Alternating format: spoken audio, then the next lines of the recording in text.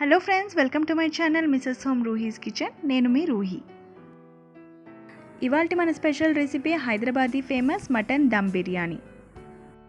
ఇంట్లోనే చాలా ఈజీగా పర్ఫెక్ట్గా మటన్ బిర్యానీని ప్రిపేర్ చేసుకోవచ్చు. కేవలం కొన్ని టిప్స్ని పాటిస్తే చాలు. బయట తినే బిర్యానీ కంటే హోమ్మేడ్ మటన్ బిర్యానీ చాలా అంటే చాలా టేస్టీగా ఉంటుంది.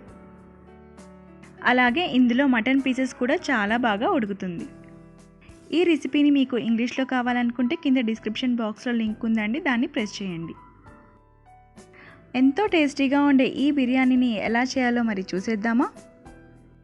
వీడియోని స్కిప్ చేయకుండా పూర్తిగా చూడండి, అప్పుడే మీకు కూడా పర్ఫెక్ట్గా కుదురుతుంది. ముందుగా మనం మటన్ని మ్యారినేట్ చేసుకోవాలండి. దానికోసం నేను ఇక్కడ 1 kg మటన్ని తీసుకున్నాను.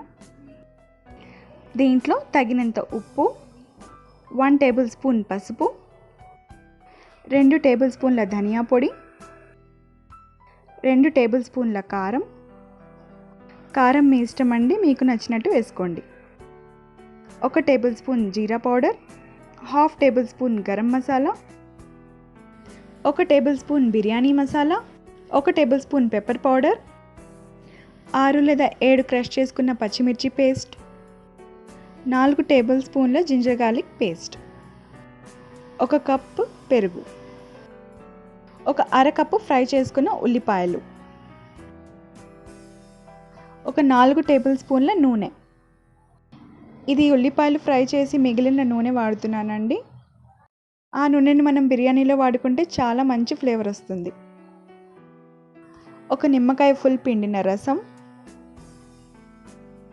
ఇప్పుడు అన్నిటిని చక్కగా కలుపుకోవాలి. మీరు కావాలంటే దీంట్లో ఒక 2-3 టేబుల్ స్పూన్ల పపాయ పేస్ట్ని కూడా వేసుకోవచ్చు. అది వేయడం వలన మటన్ ఇంకా చాలా బాగా సాఫ్ట్గా ఉంటుంది. మూత పెట్టి 3-4 అవర్స్ వరకు ఫ్రిడ్జ్లో ఉంచుకోవాలి, లేదా దీన్ని మీరు రాత్రంతా మ్యారినేట్ చేసి ఉంచవచ్చు. ఇప్పుడు మనం ఆనియన్స్ని ఫ్రై చేసుకోవడం ఎలాగో చూద్దాం. ఇలా సన్నగా ఆనియన్స్ని కట్ చేసుకోవాలి.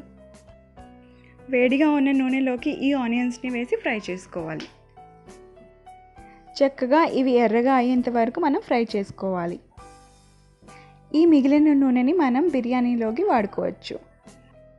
ఈ నూనె వాడడం వలన ఇది బిర్యానీలోకి మంచి ఫ్లేవర్ని ఇస్తుంది. ఇప్పుడు ఇలా ఫ్రై చేసిన ఆనియన్స్ని టిష్యూ పేపర్ ఉన్న ప్లేట్లోకి తీసుకోండి. ఈ రెసిపీ కోసం నేను 1 కిలో బాస్మతి రైస్ని వాడుతున్నాను. ఇక్కడ నేను దావత్ బిర్యానీ రైస్ని తీసుకున్నాను. దీన్ని చక్కగా 2 సార్లు వాష్ చేసుకొని వాటర్లో ఒక అరగంట సేపు నానబెట్టుకోవాలి. ఒక పెద్ద పాత్రలో ఒక 10 గ్లాసుల వరకు నీళ్ళు తీసుకున్నాను. దాంట్లో 1 టేబుల్ స్పూన్ షాజీరా, ఒక 7-8 పీసుల పట్టా, అలాగే లవంగా, ఒక 6-7 ఇలాచీలు, కొన్ని బిర్యానీ ఆకులు, ఒక 2 టేబుల్ స్పూన్ల నూనె. ఇది మనం ఆనియన్స్ని ఫ్రై చేసుకున్న నూనె వాడుతున్నానండి. అలాగే 1 టేబుల్ స్పూన్ నిమ్మకాయ రసం, అలాగే దీంట్లోకి సరిపడంత ఉప్పు. నేనైతే ఒక 6 టేబుల్ స్పూన్ల ఉప్పుని వేసానండి. దీంట్లో కొంచెం పుదీనా మరియు కొత్తిమీర వేసుకోవాలి. మరుగుతున్న నీళ్ళలో ఆల్రెడీ మనం నానబెట్టుకున్న బిర్యానీ రైస్ని వేసుకోవాలి.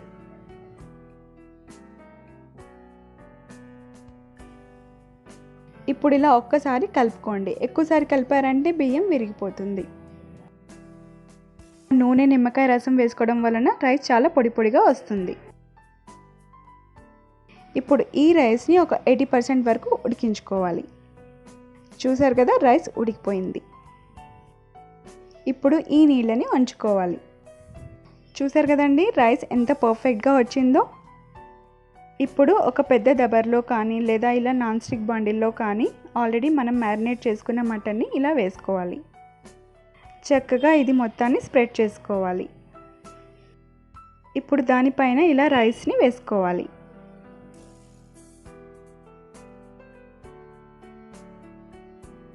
ఇలా రైస్ పైన ఆల్రెడీ మనం ఫ్రై చేసుకున్న క్యాష్యూని, అలాగే ఫ్రై చేసుకున్న ఆనియన్స్ని, అలాగే కట్ చేసుకున్న కొత్తిమీర, పుదీనాని, కొంచెం కుంకుమ పువ్వు నానబెట్టిన పాలని ఇలా వేసుకోవాలి. అలాగే పైన ఒక 2 టేబుల్ స్పూన్ల నెయ్యిని కూడా వేసుకోవాలి. ఇప్పుడు దానిపైన ఇంకొక లేయర్గా రైస్ని వేసుకోవాలి. మీ దగ్గర కుంకుమ పువ్వు లేకపోతే కొంచెం ఎల్లో ఫుడ్ కలర్ని పాలల్లో మిక్స్ చేసుకొని ఆ పాలు కూడా దీనిపైన వేసుకోవచ్చు.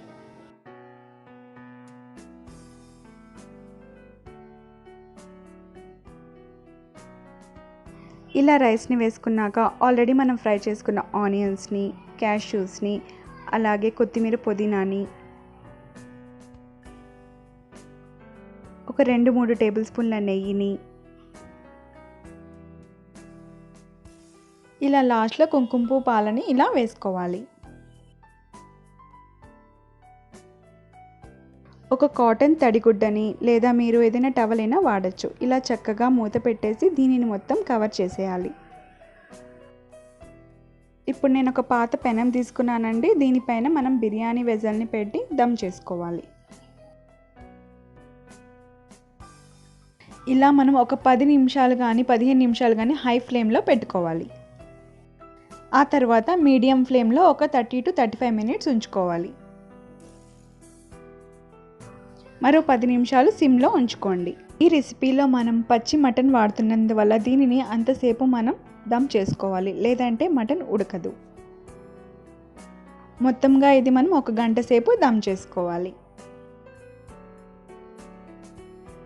అంతేనండి, చాలా రుచిగా ఉండే మటన్ దమ్ బిర్యానీ ఇంకా రెడీ అయిపోయినట్టే. ఇది ఎలా కుదిరిందో ఇప్పుడు మీకు సర్వ్ చేసి చూపిస్తాను. చూసారు కదండి, రైస్ చాలా పొడి పొడిగా గుమగుమలాడుతూ ఎంత బాగుందో. మరి ఈ బిర్యానీని ఈ సండే మీరు తప్పకుండా ట్రై చేసి చూడండి.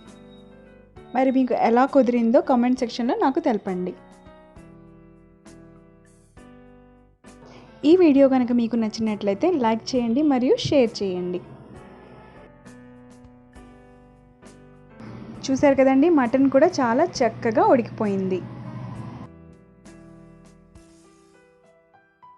నా ఛానల్ని సబ్స్క్రైబ్ చేయండి, అలాగే పక్కన ఉన్న బెల్ ఐకాన్ని కూడా ప్రెస్ చేయండి. ఇలా చేయడం వలన మొట్టమొదటిగా నేను పోస్ట్ చేసే వీడియోస్ అన్ని మీరే ముందుగా చూడొచ్చు.